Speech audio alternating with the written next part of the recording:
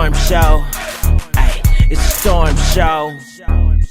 Now, Real Housewives of Atlanta started off with the ladies up in the sky eating dinner and Nene barely like trying to hold on to her wig as they doggone eat. Now, I know you may be saying like, Storm, why are you calling this the Real Housewives of Atlanta? And I'm pretty much calling it that because they all lie and they all lie for a check. And in addition to that, I feel like these women act way too immature for women who probably have salt and pepper pubes. Well, some pubes start to get gray. I really do expect you and hold you to a higher standard. But anyway, they up there in the sky and Nene is freaking out. And me personally, I understand why she's freaking out, but I'm really laughing at the screen at the same damn time because I would love to do something like that where I'm hoisted up 100 feet in the air. But I'm kind of like an adrenaline junkie in that kind of way. Heights in that don't scare me. The only thing I would worry about is, you know, the way my bladder be acting up is that I would have to pee off here to the side, and whoever get hit down there at the bottom, I'm sure they'll be all right. You know, maybe they'll think it was a little precipitation or something. Then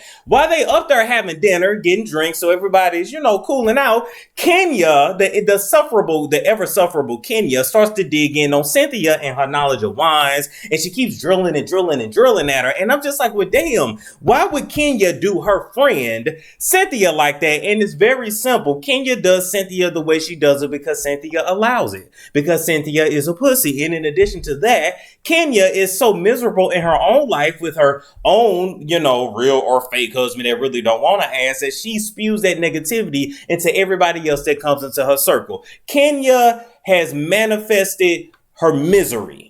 And that's just the damn truth, all right? She's been an evil person since day one, and you can't put out all that evilness and expect it to not come back. And it came back in the form of the nigga that laid a nut up in. As Kenya was digging into Cynthia, I'm just like, but damn, Cynthia, you usually would have something to say. You know, if that was Nene, you would have had something to say. Is the wig on a little too tight? And I'm like, well, nah. Is it the fact that, you know, Cynthia is in love, and maybe when you're in love and you're in such a positive space in your real life, you just don't have the energy for the reads because you just really don't care. But either way, you got pumped up there, Cynthia. Take it, swallow it, and figure out what you're going to do. Moving right along, I was going to say, Cynthia, you was acting a little slow on the shade, but you caught that shade. You just chose to ignore it. Now, for real, moving right along.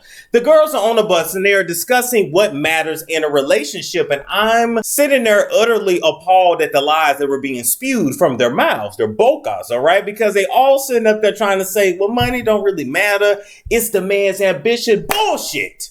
I call absolute bull hunky on everything those women were saying. First of all, Todd went broke. Todd was a producer, so Todd had him a nice little check. When Nene met Greg, she might have just been fresh off of a damn pole, but Greg had his own money. He was making at least $300,000 a year, I believe, when they first met. As a matter of fact, if you go back into Nene's background, back when she used to travel from Atlanta to LA every pilot season, Greg had enough money after they had just had a newborn baby. So it was Brent. Brent was fresh out the poom poom. They had enough money to pay their bills in Atlanta, get her an apartment in Hollywood, in LA, every pilot season, and she was able to go back and forth and not work. And you ain't able to live that kind of lifestyle if you ain't got no damn money. Cynthia's Mike is on Fox. Then Peter, even when Cynthia was with Peter, he pretended to have money. At least he got money now, but you know, he blew through a lot of hers first. You know, Tanya's man was already a millionaire. Eva's man is an attorney. These women got with men who were successful. Why? Because when it comes to a man and what he brings to a relationship, a woman expects you to bring security, not just sex, security to that relationship. Now, every woman is going to have different levels of what she needs. You know, your man might make $50,000 a year, got good health insurance, good life insurance. You know, you live in middle America, and that's plenty of money for you to make it. For other women, depending on where you stay, your man going to need to make at least $500K a year for y'all to really make it and live the kind of lifestyle that you want. So it's going to be different for every woman, but $50,000 to you could be $500,000 to the next woman. So money does matter. Get that bullshit up out of here. Men are judged on what they make and their status, and women are typically judged on their looks and what they do in the bedroom. Moving right along, but to Porsha and Nene making up. First off, Porsha, I hate your cry. I hate your cry. I hate Candy's cry. Porsha cry with that high-pitched tone reminds me of Teresa Giudice from over there in New Jersey. And Candy cry just sound like she got a frog that she trying to hawk up out her throat that she ain't never been able to do. So I hate your cry. But I'm so glad y'all make up because for real, y'all really should have never fell out. And I hate to see good friends fall out over bullshit because life is too short. And at the end of the day, I think, you know, Porsha was pregnant when they fell out. Nene was going through a super stressful situation. And just all that stress just really led to what led to their fallout. Now, this is where I kind of like am a little different, but I'm a pessimist in this kind of way. I have never had that kind of relationship or friendship where I'm like, oh, you know, he like a brother to me, or oh, you know, she like a sister to me. Like, no, nigga, no, girl, you not my brother or my sister, you or my associate or you or my friend, but I'm somebody that keep guards up. So maybe that's why, you know, I'm the pessimist that I am. Just ignore me on that one. And last but not least, this damn spitting scene at the damn villa late that night. They just split this shit up into two parts. They really didn't need to. What I witnessed between Nene and Kenya was, I mean, entertaining for TV, but it was honestly absolutely degrading to them both. I felt like I was watching two girls in high school go at it and not two fully grown women that are really old enough to be grandmothers. Oh, Nene is a grandmother. And there's no shade to them both. I just think the scene was really below them, in my opinion. And this whole storyline of Nene hating Kenya, which I really feel like the only reason they hate each other is because they fighting over Cynthia's box. What I need them to do is put them boxing gloves on and settle this shit, or just move on and never speak to each other again. This shit is old. So Andy, I hope you listening, and I hope you can at least shake some shit up for next season, because these recycled ass storylines, recycled ass beefs, I know they don't like each other in real life, but I'm done with it and I'm over it, and I think the viewers are too. Bring Phaedra's ass back. I want to see Claudia come back, but she out there in LA. Do whatever you got to do to shake this shit up, but shake it up. Bring Tiffany Pollard on the show. Bring Tasha on the show. Bring somebody that's going to shake shit up and make people really like be on their toes, because these ladies have worked with each other so long, they know exactly what to say to each other, and then they know exactly when to back off, and it just makes for a scripted reality instead of a real reality. Now, is Nene, number one, you dead ass wrong for ever fixing your plastic mouth, because I'm sure you had some shit. Well, yeah, you got a mouth full of horse teeth. You dead ass wrong for ever fixing your mouth to spit on another black woman after everything that black people have went through in this country. We already a disgrace to our ancestors the way y'all acting on TV, but for you to fix your mouth to spit on her, I would rather you slap that woman across her face than spit on her. Number two is my question for all of my audience that's watching me. When you are arguing with someone, is there ever anything that's off limits? Because Nene brought up the fact that Kenya, her marriage is falling apart. Was that too far?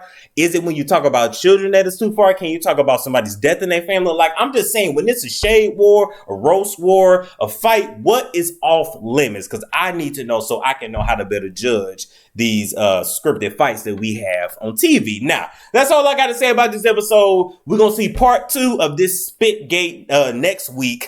So like, comment, subscribe, and share if you care for more reviews, roasts, reviews, everything and the like, and I will catch you guys later. This product here keeps my skin smooth, smelling good, and of course it is made with all natural ingredients, so I don't have to worry about breaking out and my eczema acting up. What I'd like to do is to give me $1 for this, rub it in the desired areas that you want to smell good. It is not cute to be ashy. Get you some Lotus Radiant.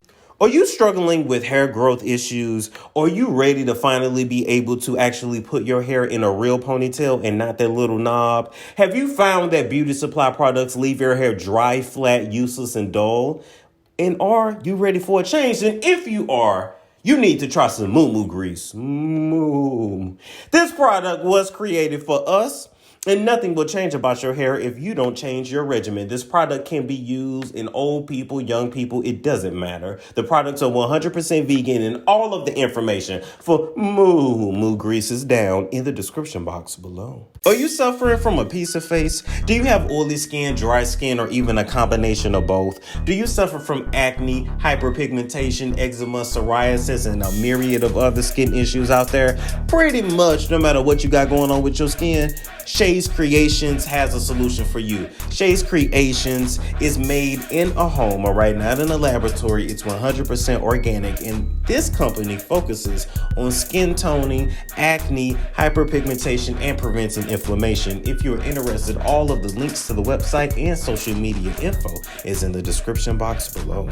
Escucha a Natreon Music on YouTube para la música latina con salsa, merengue, dopis, bachata y más. La música es para las personas habla inglés y español. Now, to listen to Natreon's music, check out the link to his YouTube channel and the link to his IG page. It is all in the description box below. This video has been sponsored by Bella BT. Now, ladies, do you want to bring the spa home to you? Are you ready to rejuvenate that V all while using natural herbs? This V steam is taking over feminine care from sea to shining sea, helping women with fibroids, fertility issues, stress relief, and more. And we can even get them cycles back on track. Use Bella BT, that is owned by licensed esthetician Brittany McDonald. All of her contact information is in the description box below. Hair her up now and use that Bella BT so you don't be walking around with the spoil rotten cookie. Are you tired of suffering from bloating, constipation, and other digestive issues? Are you ready to finally lose that food but that just never seems to go away? Then consider using my colon cleaner. And yes, you heard me right, my colon cleaner. This colon cleaner is made of 100% organic psyllium fiber and has helped people reverse IBS, lose weight, and so much more. All of the information and contact info for the creator of my colon cleaner is in the description box below. It's Storm Show. Ay, it's Storm Show.